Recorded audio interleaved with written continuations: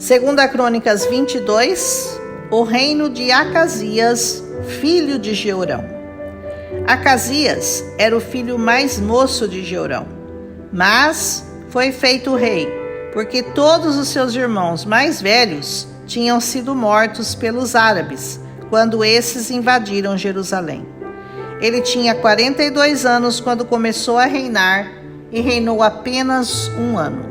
Sua mãe era Atalia, filha de Onri, uma mulher ímpia que andara nos caminhos de Acabe e que ensinou seu filho o que também fizera, ou seja, agir impiamente.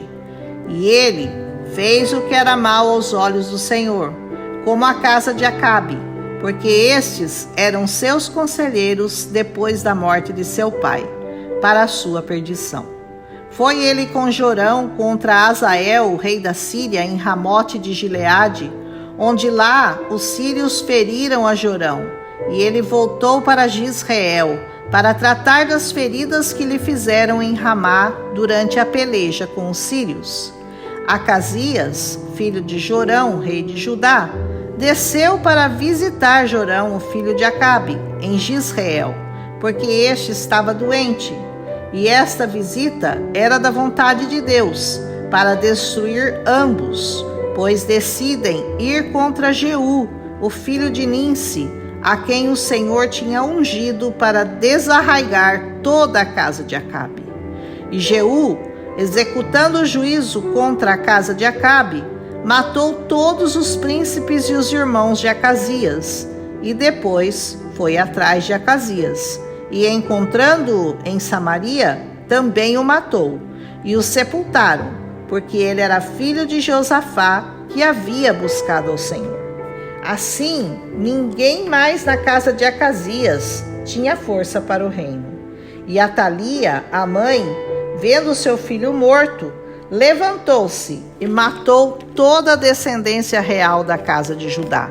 Somente Joás, o filho de Acasias, conseguiu escapar, pois foi salvo por Jeozabeate, a filha do rei Jorão, que o escondeu na câmara dos levitas. Ela era mulher do sacerdote Joiada e irmã de Acasias. Por 6 anos ela o escondeu na casa de Deus, enquanto Atalia reinava sobre a terra.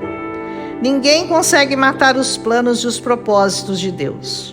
O diabo tem tentado sem sucesso atrapalhar ou mesmo destruir esses planos, usando pessoas ímpias e más para perseguir o povo que o Senhor escolheu. Mas ele nunca consegue fazê-lo, pois de uma maneira ou de outra, o Senhor sempre encontra pessoas leais e tementes a ele, para cumprir seus propósitos e estragar os planos do nosso inimigo. Ele pode, aparentemente e até por algum tempo, obter um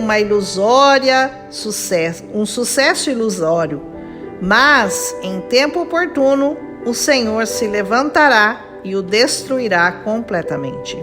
Se hoje, aparentemente, alguém que você conhece e que não é temente ao Senhor como você, está tendo algum tipo de sucesso enquanto você espera por sua vitória, apenas aguarde, não desanime e veja no final o que sucederá aos que confiam e aos que não confiam no Senhor.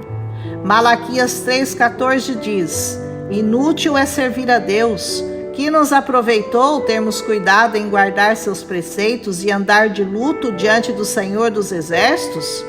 Nós dizemos: ora, pois nós reputamos por bem-aventurados os soberbos, também os que cometem impiedade se edificam. Sim, eles tentam ao Senhor e escapam.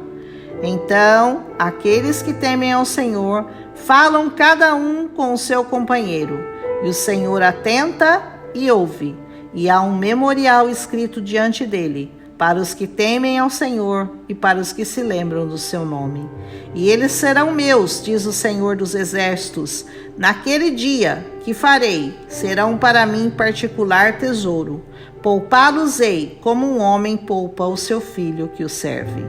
Então vereis outra vez a diferença entre o justo e o ímpio, entre o que serve a Deus e o que não serve. Eu amo essa parte, porque ela se tornou real em minha vida. Quando no dia em que eu desci as águas, o meu carro foi roubado. E uma pessoa me disse: cadê esse seu Deus? Como ele permitiu que no dia em que você se batizou, o ladrão roubasse seu carro? E eu era muito nova na fé para entender que aquilo era uma experiência que Deus estava permitindo que eu tivesse. E o Senhor me deu essa palavra quando eu perguntei a Ele por quê. Não se passaram muitos anos quando essa mesma pessoa me viu de novo, já com um novo carro, e me disse: verdadeiramente sua vida mudou e o seu Deus é com você. E nessa mesma hora eu me lembrei das palavras dela tempos atrás. Com certeza essa pessoa não se lembrava, mas o Senhor me fez lembrar muito bem daquele dia, para poder dar testemunho de sua bênção sobre a minha vida. Se você ainda está passando pelo momento que eu já passei, eu te digo sem medo de errar, continue firme e logo você verá a diferença entre o servir e o não servir ao Senhor. Que o Espírito Santo venha e confirme essa palavra em seu coração. Amém? Um abraço e fique firme. A vitória vai chegar antes do que você imagina. Até amanhã.